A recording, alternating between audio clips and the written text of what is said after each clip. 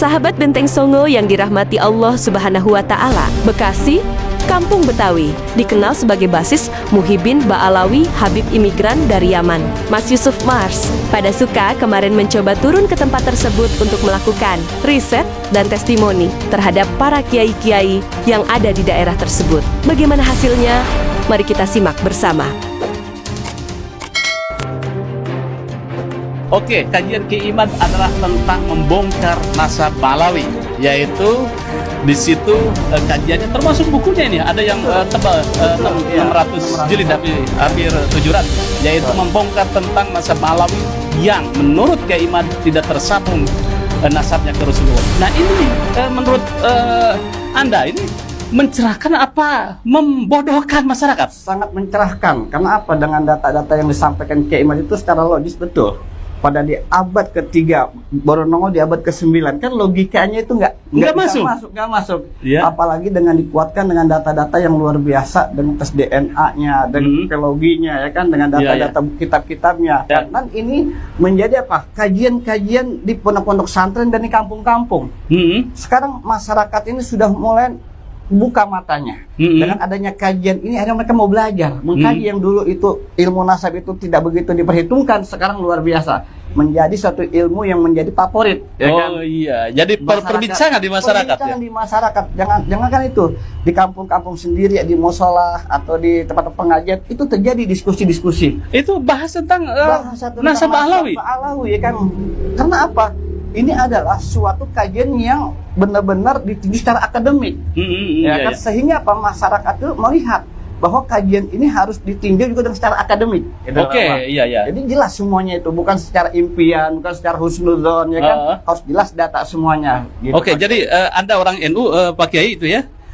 Jadi yakin bahwa kajian Kiai Imad itu mendekati kebenaran? Bukan mendekati kebenaran, memang sudah benar. Oh, menurut benar. Yakin itu? Yakin sekali, hakul yakin dan ainul yakin. Nah, dampak terhadap Anda nih khususnya, kemudian juga masyarakat sekitar Anda itu bagaimana? Terutama di daerah Kemang itu. Ya, dampaknya bahwa masyarakat ini istilahnya hanya menghormati orang-orang yang punya akhlak dan berilmu. Iya, setuju saya. Karena bagaimanapun mereka juga bagian daripada bangsa Indonesia. Iya. Tetapi ya kan kita melihat fenomena yang ada, para habaib ini yang melakukan dawir, melakukan hal-hal yang sifatnya merugikan masyarakat. Oknum lah ya. Oknumnya ini, mereka ini harus diluruskan.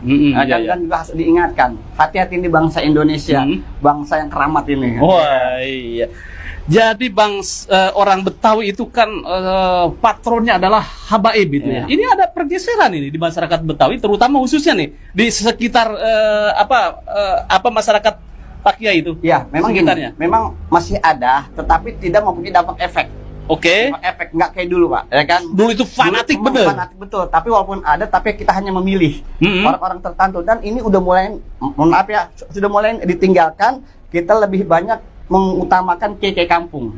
Karena kiai kampung itu banyak yang pintar, latar belakang pondok santren yang dari Liorboyo, yang dari Tebu Irem dan sebagainya. Ini yang sekarang masyarakat ini mengutamakan para kiai-kiai lokal. Kiai-kiai lokal. Apakah Anda yang termasuk dengan mengagungkan atau menghormati sosok kiai dengan ilmunya atau dengan nasabnya?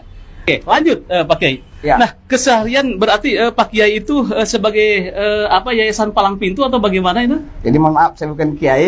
Oh iya. Saya hanya guru ustadz biasa. Ibu-ibu, kiai kan ada di Solo juga ada Kiai Selamat itu. Karena kiai itu keramat ya, sesuatu harus menguasai ilmu secara utuhnya. Jadi dengan adanya kajian Kiai Imad ini yang saya ikuti selama 3 tahun, apalagi pada suka yang luar biasa, memberikan pencerahan informasi kepada masyarakat, sehingga apa? Kita akan mau belajar kembali dan melihat dengan secara akal yang sehat. Semua itu harus dengan data, semua itu harus dengan informasi yang jelas. Bukan hanya kita husnuzon, tetapi harus jelas kajian ini. Karena apa? Kalau kita berbicara secara akal sehat, kita akan mengakui kajian Kiai Muhyiddin. Apalagi mahasiswa dari IAIN Sunan Syarif Hidayatullah yang kemarin saya bahas itu sudah melakukan tesis ya. Ini kan satu jawaban. Mohon maaf, di kalangan mereka dianggap ini tidak ilmiah. Pembahasan bahasa tidak ilmiah ini menurut mereka yang bagaimana, ya kan? Ketidakilmuan secara akademik atau secara mereka gitu kan. Sedangkan ilmiah itu sudah ada standarisasinya secara universitas itu kan. Oke. Kayak gitu. Sudah ketemu dengan Kiai Imad?